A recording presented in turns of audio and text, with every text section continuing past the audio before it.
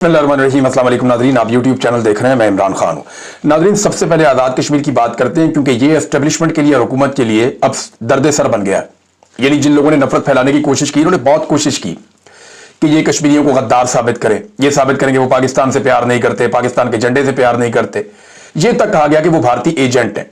और ये बात जो है बहुत सारे सहाफियों ने की और टीवी चैनल ने इनके बारे में मनफी खबरें चलाई, जबकि वफाकी वज़रा भी ये बातें करते रहे कि इनके अंदर भारतीय एजेंट है। ये सारा कुछ कहने वाले, नफरतें फैलाने वाले एस्टेब्लिशमेंट के टाउट, वो सारे के सारे हार गए और कश्मीर जीत गया। अब एस्टेब्लिशमेंट को प्रॉब्लम ये है कि कहीं पाकिस्तानी कौम इस रास्ते पे चल ना निकले। देखिए, पाकिस्तान में और कश्मीर में कुछ चीजों का फर्क है, ये चीजें हमें मद्देनजर रखनी पड़ेंगी। लेकिन पहले जरा थोड़ा क्लियर कर देते हैं कि टाउट्स, कंट्रोल मीडिया और फॉर्म 47 की जो जाली हुकूमत है, इन लोगों ने झूठ बोले थे। अब कश्मीरी जीते कैसे, ये सबसे इंपॉर्टेंट सवाल है। उन्होंने किसी प्रोपेगेंडे की परवाह नहीं की। उन्होंने कहा जो हमारे बारे में कहना है कहो, हमें गद्दार कहते हो गद्दार कहो, हमें बागी कहते हो बागी कहो, हमारे बारे में एंकर कोई बकवास करते हैं तो करते रहे, मीडिया वाले कुछ कहना चाहते हैं तो कहते रहे, टीवी चैनल अगर हमारे बारे में मनफी खबरें चलाते हैं तो चलाते रहे, हमारा ब्लैकआउट करना है तो करते रहे। इन्होंने जूते की नोक के ऊपर रखा, हर तरह के प्रोपेगेंडा को इन्होंने परवाह नहीं की। इन्होंने सिर्फ सोशल मीडिया के ऊपर नजर रखी, बल्कि वहां पर इंटरनेट भी बंद कर दिया गया। बड़ी मुश्किलों से ये वहां से वीडियोस बना के बाहर निकालते थे। अब जितनी वीडियो बाहर आती थी, ओवरसीज जितने भी मौजूद हैं, उन्होंने बड़ी समझदारी के साथ और बड़े तरीके के साथ इनका बयानिया पूरी दुनिया के अंदर फैलाया। तो सोशल मीडिया को इन्होंने अपनी ताकत के तौर पे इस्तेमाल किया और हुकूमत की जो तशद्दुद की पॉलिसी थी उसके सामने डट के खड़े हो गए। यानी ये, मैं अगर लफ्ज इस्तेमाल करूं थोड़ा सख्त लफ्ज है, लेकिन इन्होंने ढीठ बनकर सबूत दिया कि तुम हमारे खिलाफ प्रोपेगेंडा करो, तुम हमें गद्दार कहो, तुम हमें बागी कहो, तुम हमें गाली दो, तुम हमें इंडिया के साथ जोड़ो, तुम हमारा ब्लैकआउट करो, तुम हमारा बाइकआउट करो, तुम हमारे खिलाफ मनफी और माइनस खबरें चलाओ और प्रोपेगेंडा चलाओ और बेशक हमारे ऊपर टॉर्चर करो। हम ये सारी चीजों को जूते की नोक पे रखते हैं। उन्होंने फोकस रखा सीधा, जिसने उनको मारा उन्होंने वापस उसको मारा। ये पुरअमन लोग थे, निहत्ते लोग थे, लेकिन जब इनको मारा गया तो इन्होंने वापस मारा। ऐसा नहीं हुआ कि ये तमाशा देखते रहे। अब पाकिस्तान के अंदर ना इस इंसिडेंट के बाद एक उम्मीद पैदा हो गई। पिछले 3-3.5 साल से हम पाकिस्तान में बहुत ज्यादा फस्तायत देख रहे हैं। अब पाकिस्तान में यह बहस शुरू हो गई है कि क्या यह सब पाकिस्तान में हो सकता है। पाकिस्तानी तो इसके बारे में सोच ही रहे हैं, लेकिन एस्टेब्लिशमेंट और हुकूमत की नींदें भी उड़ी हुई हैं। उन्हें आइडिया है कि जो इनकलाब है वो घूमता घूमता पाकिस्तान के बहुत करीब पहुंच गया है।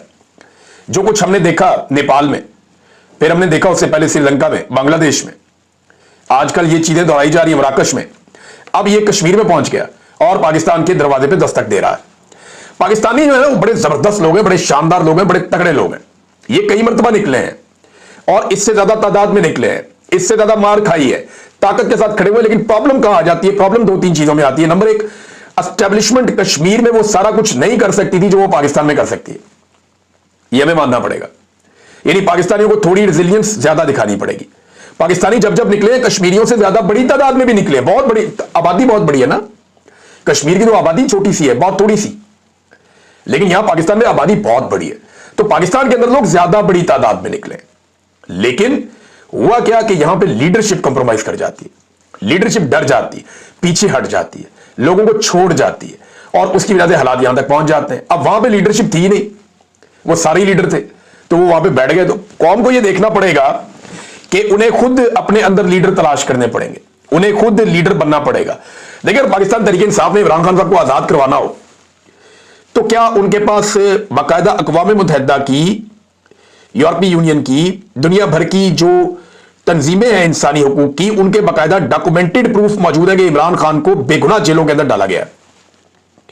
जो सजाएं इमरान खान को दी गई हैं उसके साथ ज्यादती की गई है, आलमी सतह पे एक फैक्ट है ये।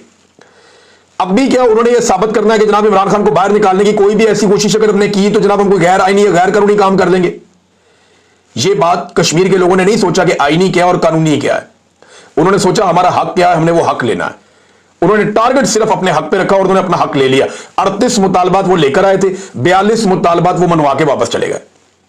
आज वहां पे जिंदगी का पहिया वापस चल रहा है, लेकिन वो एक अलग किस्म का आजाद कश्मीर है। लोगों का कॉन्फिडेंस लेवल कहीं और है, लोग ओन कर रहे हैं एक दूसरे को। लोगों को लगता है कि ये खित्ता हमारा है, ये इलाका हमारा है, यहां पे हमारा सिक्का चलेगा। बाहर से आगे किसी ऑफिसर को यहां लाके बिठाया जाएगा और वो डंडे के जोर पे हमें चलाएगा, ये नहीं हो सकता। पाकिस्तान में यह फॉर्मूला हो सकता है, लेकिन देखिए ना, आजाद कश्मीर में एस्टेब्लिशमेंट उस तरीके से सामने सिक्योरिटी फोर्सेस को नहीं ला सकती जैसे पाकिस्तान में ले आती है। वजह यह है कि वो एक इंटरनेशनल मामला भी पाकिस्तान का चल रहा है, तो भारत भी उसको मैनिपुलेट करता है, इस्तेमाल करता है, उसके ऊपर आवाज उठाता है।